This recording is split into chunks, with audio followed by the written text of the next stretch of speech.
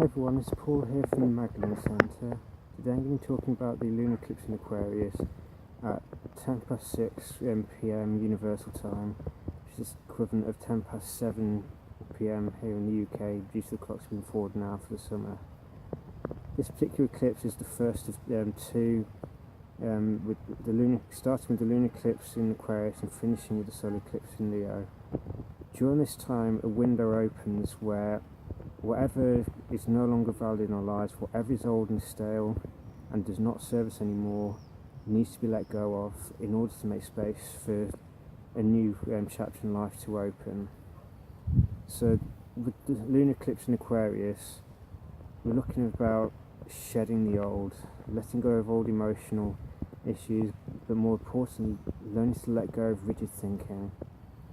We all have certain patterns of thinking that have developed over many years, and at some point quite often we become stuck in a certain way of thinking, and this way of thinking may have served us for a time, but now we're missing out on key bits of information, or we're not open to new experiences because we've become set in our ways. So this is a time to learn to be more objective, to question our thinking, and to renew our minds through letting go of the old and embracing the new. It's also a time to be more open to change and to learn to go with the flow. Now, just to be clear here, when I say we go with the flow, I do not mean follow the crowd and just doing what everybody else is doing. That may be one form of going with the flow, but it's not the one I'm talking about. Underneath everything else, there is a universal flow of energy, and when we are aligned with this through our actions, our thoughts and our words, then everything that we need naturally manifests based on what it is that we truly need. And whenever we ask for it and we take honest, clear action aligned with that need, then that need becomes met. So this is a time where believing that we have to control the outcome or determine what happens, this is something that we need to learn to let go of if it's something that still plagues us. It's human nature trying to control things. That's part of the way that we're hardwired. But this eclipse is asking us to let go of the old ways of thinking and embrace a new way of thinking, believing, because we all have the potential to radically transform our lives if we believe that we can do it and we have the courage to take the action to do it. And it's also time to become more objective and expand our sense of perspective beyond just ourselves, our immediate family, our friendship circle. I think more on a global level. It's time to stop being so narrow-minded or thinking purely about me, myself and I, and look at some of the global issues. Aquarius is the humanitarian at the highest level. It's aware of fundamental truths which need to be addressed and need to be acknowledged in order for true change to take place. And it has that radical outside-the-box thinking required to break through an existing paradigm and introduce something new. And it's a sign of genius. Now, just to be clear, genius doesn't necessarily mean that you have a high IQ. It's not uncommon, but genius is merely being able to look at something with completely different perspective than what everyone else is looking at. And we all have the capacity to do this as long as we believe we can do it. So now is also time to think bigger in our lives, and also think about what do we need to do to achieve freedom. Because the thing is, this lunar eclipse is ruled by Uranus because he's the ruler of Aquarius. So Uranus has been in Aries for the past almost 7 years, and if you look around us, so many people have experienced a spiritual awakening of some kind, or realised that it's not enough to dream about something or pray for some kind of utopia. We actually have to transform ourselves first in order for that change to then manifest externally. So it's important that we remember to take the steps necessary to free ourselves to transform ourselves through learning to embrace change. If we're someone who's naturally resistant to it, many of us, for whatever reason, we do become resistant to change when we become set in a certain way. But change is not necessarily something to fear, because that's the natural order of things. Everything around us is constantly changing. It may be changing very slowly, but that change is still happening. It's a natural part of nature, and if you ever spend much time in nature, you see that change happening through the cycles of the seasons. So we do need to learn to embrace change, especially something that will radically transform ourselves and empower us to take the right steps going forward. And we may also find ourselves looking to face the shadow of Leo, because Leo and Aquarius, they're opposite sides of the same spectrum. The two of them are complementary. They're not unrelated as such, and this lunar eclipse may even reveal where we still have issues like jealousy, a need to dominate other people, insecurity, a need for approval, a need to be liked, which we may have thought out with, but are still hidden in our subconscious. Lunar eclipses have a tendency to suddenly reveal something buried in our subconscious mind which we weren't aware of. And so during the 2 weeks between the eclipses, after the lunar eclipse opens this window of transformation, it's important that we pay attention to what feelings, emotions and attitudes we find coming up in ourselves, and shine a light of awareness on it. Because more often than not, these feelings aren't actually related to anything new. They're tied up with old stuff which, for whatever reason, we may not have fully dealt with. So during this time, it's important that we learn to be more aware of ourselves and to pay attention to what is coming up in order to achieve closure. Because eclipse windows are often a case of closure and bringing a definitive end to a chapter in our lives, in order to create the space necessary for a new chapter to open.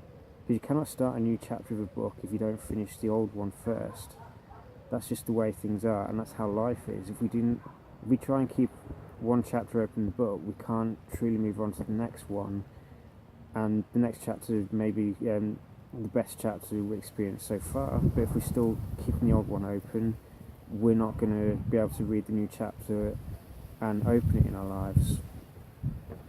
Now, this particular lunar eclipse has a lot of aspects to it, which adds their own flavour to it. I won't be able to go through all of them because there's just too many, but I'll list some of the most important ones. So we have Pluto retrograde in Capricorn and Neptune retrograde in Pisces, both involved with the Sun in terms of forming a yacht. So Neptune and Pluto are linked together via sextile, and they're apexing at the Sun. Pluto deals with our deepest core issues, truth, and is akin to all those survival fears stored in the base chakra. Neptune can help us to open the crown chakra if we haven't already done so, and use its dissolving energy in order to break down old patterns of control, old patterns of addiction, and old fears of us having our sense of identity dissolved, when really we need to remember that we're spiritual beings at the end of the day having a human experience. And the more we can remember that, the easier it is to let go of some of those human tendencies that served us for a period of time but now hold us back, and to allow them to be dissolved and broken down, and they then effectively become like compost for the new bit of growth for us to do. But we have to break down the old first in order to create fertile ground for a new chapter to open.